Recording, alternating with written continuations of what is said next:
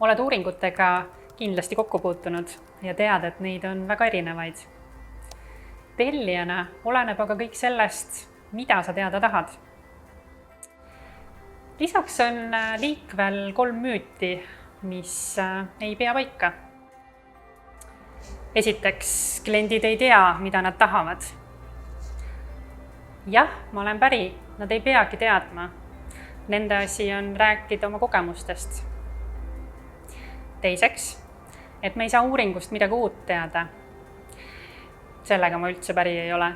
Ma ei ole veel näinud uuringut, mis ei tooks meile lauale kas infot, mida ettevõte on näiteks ära unustanud, või teiseks midagi täiesti uut.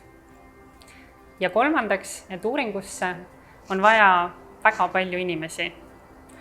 See ka ei vasta tõele, sest kui teha kvalitatiivuuringut, mis on 1-1 intervjuud, siis piisab täiesti circa 20 inimesest.